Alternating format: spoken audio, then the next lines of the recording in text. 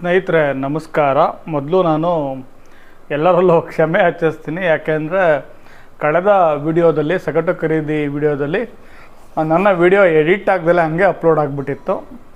ಅದು ಏನೋ ಅಚಾನಕ್ಕಾಗಿ ಮಿಸ್ ಆಗಿದ್ದು. ನಾನು ರಾತ್ರಿ ತುಂಬ ಹೊತ್ತಾದ್ಮೇಲೆ ನೋಡಿಕೊಂಡೆ.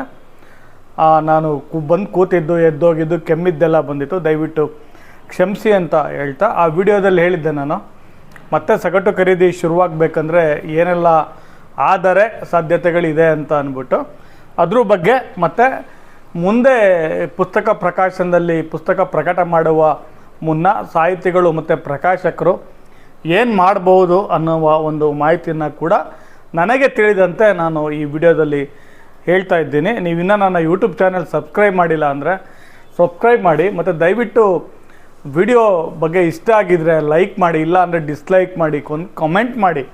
ಸಾಹಿತಿಗಳು ಪ್ರಕಾಶಕರು ಅದರಲ್ಲೂ ಬಹುಮುಖ್ಯವಾಗಿ ಸಾಹಿತಿಗಳು ಎಲ್ಲ ಒಂದು ಸಮಾಜದ ಅನಿಷ್ಟದ ವಿರುದ್ಧ ನಾವು ಮಾತಾಡ್ತಾ ಇರ್ತೀವಿ, ಬರಿತಾ ಇರ್ತೀವಿ.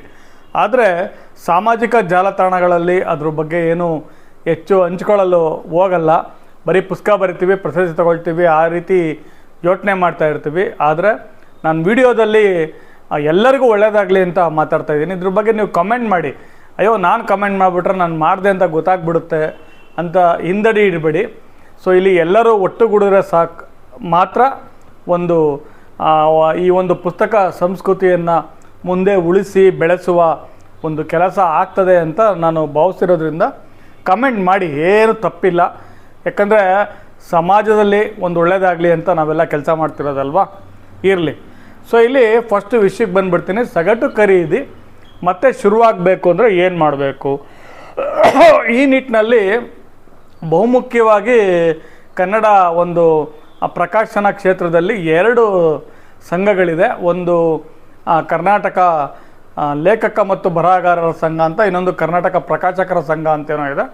ನಾನು ಒಂದರಲ್ಲಿ ಬರಹಗಾರರು ಮತ್ತು ಪ್ರಕಾಶಕರ ಸಂಘದಲ್ಲಿ ನಾನು ಸುಮ್ಮನೆ ಒಂದು ನಾಮಿನಲ್ ಮೆಂಬರ್ ಅಷ್ಟೇ, ಸಂಪೂರ್ಣ ಅವಧಿಗೆ ಮೆಂಬರ್ ಆಗಿಲ್ಲ.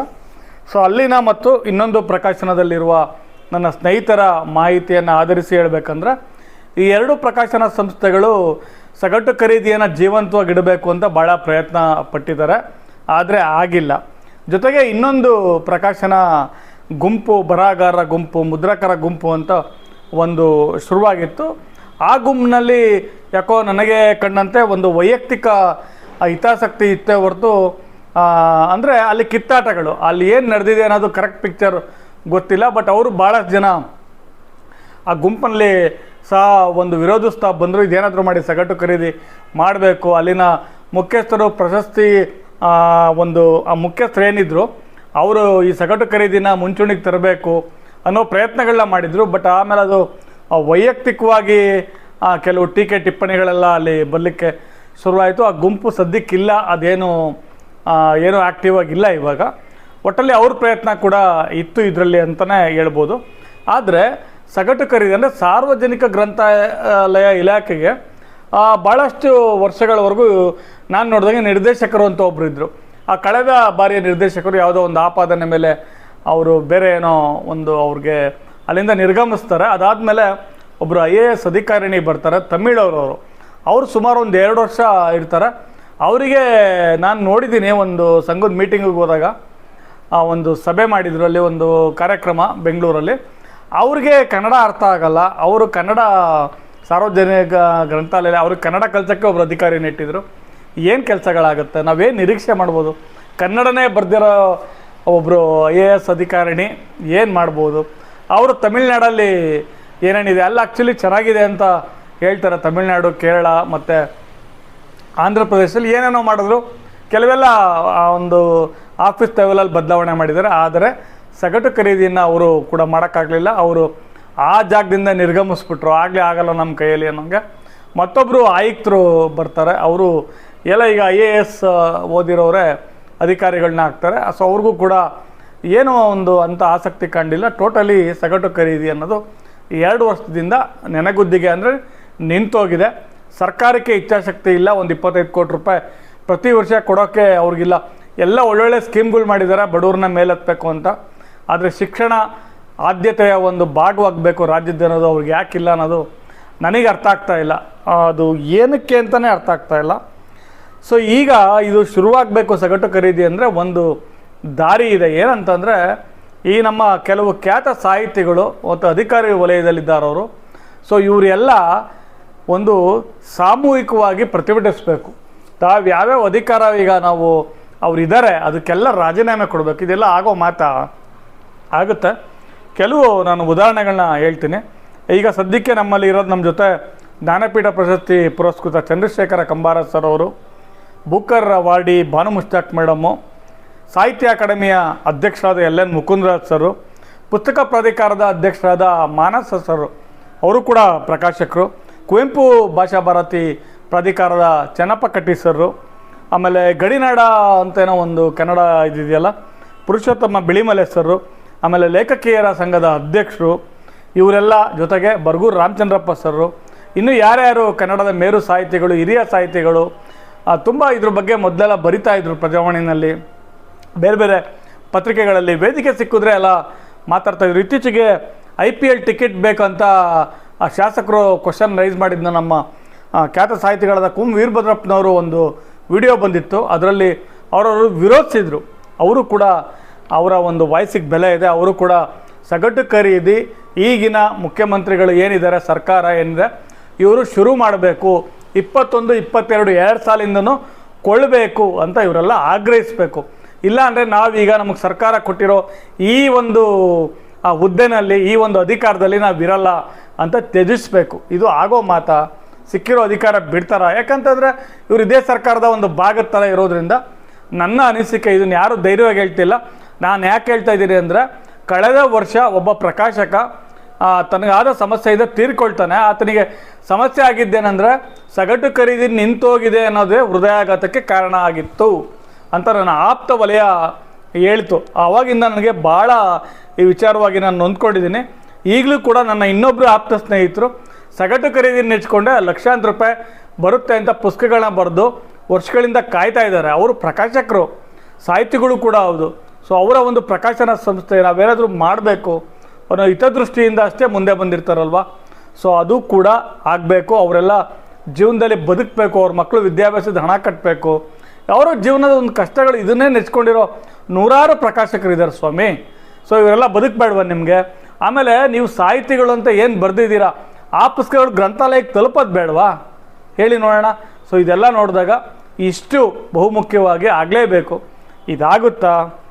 ಆಮೇಲೆ ಈ ಒಂದು ಪುಸ್ತಕ ಆಯ್ಕೆ ಸಮಿತಿ ಅಧ್ಯಕ್ಷರು ಇದ್ದಾರೆ, ಅವರೇ 2021 ಯಾಕಂದರೆ ಅವರು ಕೂಡ ಸಾಹಿತಿ, ಅವ್ರ ಹೆಸರು ನಂಗೆ ತಕ್ಷಣ ನೆನಪಿಗೆ ಬರ್ತಾ ಇಲ್ಲ, ನಮ್ಮ ತುಮಕೂರು ಜಿಲ್ಲೆಯವರ.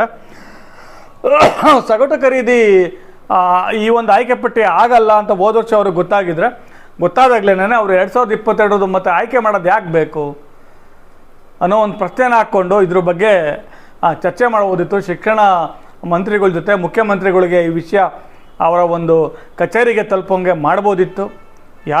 ಅವರು ಕೂಡ ಇದರಲ್ಲಿ ಕೈ ಜೋಡಿಸ್ಲಿ ಅಂತ ಹೇಳ್ತಾ, ಇದೆಲ್ಲ ಆಗೋ ಕೆಲಸ ಅಂತಲ್ಲ, ಖಂಡಿತ ಆಗುತ್ತೆ. ಇದಕ್ಕೆಲ್ಲ ಸಾಹಿತಿಗಳು, ಪ್ರಕಾಶಕರು ಬೆಂಬಲ ಕೊಡಬೇಕು. ಈ ವಿಡಿಯೋನ ಎಲ್ಲ ಕಡೆ ಶೇರ್ ಮಾಡಿ. ನಾನಂತೂ ನನ್ನ ಒಂದು ಆಸಕ್ತಿ ಮತ್ತು ಅಭಿರುಚಿ ಮತ್ತು ಒಂದು ಇಚ್ಛಾಶಕ್ತಿಯಿಂದ ಈ ವಿಡಿಯೋ ಮಾಡಿ ಹೇಳ್ತಾ ಇದ್ದೀನಿ. ಎಲ್ಲರಿಗೂ ಒಳ್ಳೆಯದಾಗಲಿ. ಕನ್ನಡ ಸಾಹಿತ್ಯ, ಕನ್ನಡ ಪುಸ್ತಕ ಸಂಸ್ಕೃತಿ ಬೆಳಿಬೇಕು ಅನ್ನೋದಷ್ಟೇ ನನ್ನ ಉದ್ದೇಶ. ಯಾವುದೇ ಬೇರೆ ರಾಜಕೀಯ ಉದ್ದೇಶ ಇರೋದಿಲ್ಲ. ಇಷ್ಟೆಲ್ಲ ಆದರೆ ಮಾತ್ರ, ಇದೆಲ್ಲ ಒಂದು ಮುನ್ನೆಲೆಗೆ ಬಂದರೆ ಮಾತ್ರ ಸಗಟು ಖರೀದಿ ಮತ್ತೆ ಶುರುವಾಗುತ್ತೆ. ಇಲ್ಲ ಅಂದರೆ ಸಗಟು ಖರೀದಿನ ಎಲ್ಲರೂ ಮರ್ತ್ಕೊಂಬಿಡಿ. ನಿಮ್ಮ ತಲೆನಲ್ಲಿದ್ದೀರ ದಯವಿಟ್ಟು ತೆಗ್ದಾಕ್ಬಿಡಿ ಅಂತ ಹೇಳ್ತಾ, ಸೊ ಮುಂದೆ ಪುಸ್ತಕ ಪ್ರಕಾಶನ ಮಾಡೋರು ಭಾಳ ಹುಷಾರಾಗಿರ್ರಿ. ಪುಸ್ತಕ 4 ಜನಕ್ಕೆ ಉಪಯೋಗ ಆಗುತ್ತೆ ಅಂದರೆ ಮಾತ್ರ ಪ್ರಕಟ ಮಾಡಿ 4 ಜನ ಕೊಂಡು ಓದ್ತಾರೆ ಅನ್ನುವ ಒಂದು ಮುಂಚೆನೇ ವಿಷಯ ನಿಮಗೆ ಗೊತ್ತಾಗುತ್ತೆ.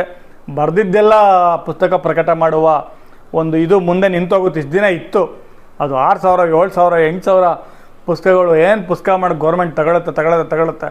ಸೊ ಅದೆಲ್ಲ ಕಮ್ಮಿ ಆಗುತ್ತೆ ಅನಿಸುತ್ತೆ. ಸಗಟು ಖರೀದಿ ಪೂರ್ತಿ ನಿಂತೋದ್ರೆ ಒಂದು ಒಳ್ಳೆ ಪ್ರಶಸ್ತಿ ಸಿಗ್ಬೋದು, ಅಥವಾ ಒಂದು ಒಳ್ಳೆ ಹಸ್ತಪ್ರತಿ ಪ್ರಶಸ್ತಿ ಬಂದಿದೆ ಅಂತಂದರೆ ಪ್ರಿಂಟ್ ಆ್ಯಂಡ್ ಡಿಮ್ಯಾಂಡಲ್ಲಿ ಅಷ್ಟೇ ಪುಸ್ತಕನ ಪ್ರಕಟ ಮಾಡಿ ಎಷ್ಟು ಜನ ಓದುಗರಿರ್ತಾರೋ ಅಷ್ಟು ಜನಕ್ಕೆ ಇದು ಮಾಡಬೇಕು. ಸೊ ನಿಮಗೆ ಬರವಣಿಗೆ ಮಾಡಬೇಕು, ಅದನ್ನು ಪ್ರಕಟ ಮಾಡಬೇಕಂದ್ರೆ ಪುಸ್ತಕ ಅನ್ನೋದೇ ನಮ್ಮಲ್ಲಿ ಸಾಕಷ್ಟು ಜನಕ್ಕೆ ಒಂದು ತಲೆನಲ್ಲಿದೆ. ಅದು ಏನಿಲ್ಲ, ನೀವು ಸೋಷಿಯಲ್ ಮೀಡಿಯಾದಲ್ಲಿ ಕೂಡ ಅದನ್ನು ಬರಿಬೋದು. ಈಗ ನಾನು ಫೇಸ್ಬುಕ್ ಪೇಜ್ ಗುಬ್ಬಚ್ಚಿ ಸತೀಶ್ ಏನಿದೆ ಅದರಲ್ಲಿ ಸಾಕಷ್ಟು ಜನ ಗುರುತಿಸಿರೋದೆ ನೀವು ಚೆನ್ನಾಗಿ ಬರಿತೀರಾ ಅಂತ. ಸೊ ಅದು ಬಿಟ್ಟು ಬೇರೆ ಏನಿಲ್ಲ. ಹೋಟ್ಲು ಪೋಸ್ಟ್ ಜಾಸ್ತಿ, ಅದು ಯಾಕೆ ಅಂತಲೇ ನಾನು ಪುಸ್ತಕಗಳ ಬಗ್ಗೆ ಬರೆದಾಗ 3 ಮತ್ತೊಂದು ಲೈಕ್ ಬರಲ್ಲ. ಹೋಟೆಲ್ ಊಟ ತಿಂಡಿ ಯಾಕಂದರೆ ಅನಿವಾರ್ಯ ಆಹಾರ ಮನುಷ್ಯನಿಗೆ.